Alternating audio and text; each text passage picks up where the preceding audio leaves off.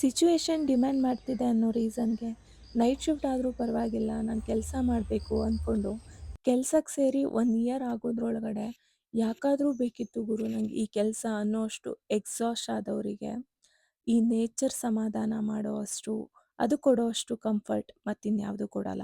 ಇದು ನನ್ನ ಅನುಭವ. Hi all, good morning.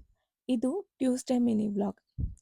Actually ನನ್ನ ಕೆಲಸ ನೈಟ್ 9 ಗಂಟೆಗೆ ಸ್ಟಾರ್ಟ್ ಆಗಿ ಮಾರ್ನಿಂಗ್ 6 ಮುಗಿಯುತ್ತೆ. ಆದರೂ ಲೋಡಿಂಗ್ಸ್ ತುಂಬ ಇದೆ ಅನ್ನೋ ರೀಸನಿಗೆ 2 ಅವರ್ ಎಕ್ಸ್ಟೆಂಡ್ ಮಾಡಿ ಕೆಲಸ ಮುಗಿಯೋ ಅಷ್ಟರಲ್ಲಿ 8 ಗಂಟೆ ಆಗಿತ್ತು. ಇನ್ನು ನನ್ನ ಕೈಯಲ್ಲಿ ಆಗ್ತಿಲ್ಲ ಗುರು, ನಾನು ಫುಲ್ಲು ಎಕ್ಸಾಸ್ಟ್ ಆಗಿದ್ದೀನಿ, ಡ್ರೈನ್ ಔಟ್ ಆಗಿದ್ದೀನಿ ಅಂದವಾಗ ಎದ್ದು ಹೊರಗಡೆ ಬಂದು ಒಂದಿಷ್ಟು ಹೊತ್ತು ಗಿಡಗಳ ಜೊತೆ ಮಾತಾಡಿ ನನ್ನ ಎನರ್ಜಿ ಸ್ವಲ್ಪ ಮಟ್ಟಿಗೆ ಬೂಸ್ಟ್ ಆಯಿತು ಅನಿಸಿದ್ಮೇಲೆ ಬಂದು ಬಾಗಿಲಿಗೆಲ್ಲ ಕಸ ಗುಡಿಸಿ ನೀರು ಹಾಕಿ ರಂಗೋಲಿನ ಬಿಟ್ಕೊಂಡೆ. ಹಾಗೆ ಹೊಸ್ಲಿಗೂ ಕೂಡ ಅರಿಶಿನ ಕುಂಕುಮ ಹಚ್ಚಿ ಒಂದು ಪುಟಾಣಿ ರಂಗೋಲಿನ ಬಿಟ್ಕೊಂಡು ದೇವ್ರ ಪೂಜೆನ ಮಾಡಿಕೊಂಡೆ. ಪೂಜೆ ಆಯಿತು, ಎಲ್ಲ ಆಯಿತು. ತಿಂಡಿಗೇನು ಅನ್ನೋ ಯೋಚನೆ ಬಂದಾಗ ಸರಿ ವಾಂಗಿಬಾತ್ ಮಾಡ್ಕೊಳ್ಳೋಣ ಅಂತ ಅನ್ನಿಸ್ತು.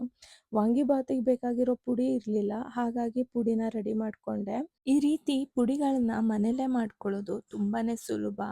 ಹಾಗೆ ಇನ್ಸ್ಟೆಂಟಾಗಿ ಪುಡಿಗಳನ್ನ ಮಾಡಿಕೊಂಡು ಅದನ್ನು ಅಡುಗೆಗೆ ಬಳಸೋದ್ರಿಂದ ಅಡುಗೆ ರುಚಿ ಕೂಡ ಹೆಚ್ಚಾಗುತ್ತೆ, ಹಾಗೆ ಆರೋಗ್ಯವಾಗಿ ಕೂಡ ಇರುತ್ತೆ.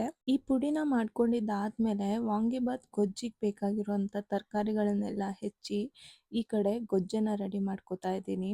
ಈ ಗೊಜ್ಜೆಲ್ಲ ರೆಡಿ ಆದಮೇಲೆ ಬಿಸಿ ಬಿಸಿ ಅನ್ನನ ಅದರಲ್ಲಿ ಹಾಕಿ ಕಲಿಸ್ಕೊಂಡು ತಿಂತಾ ಇದ್ರೆ ತುಂಬ ಚೆನ್ನಾಗಿರುತ್ತೆ.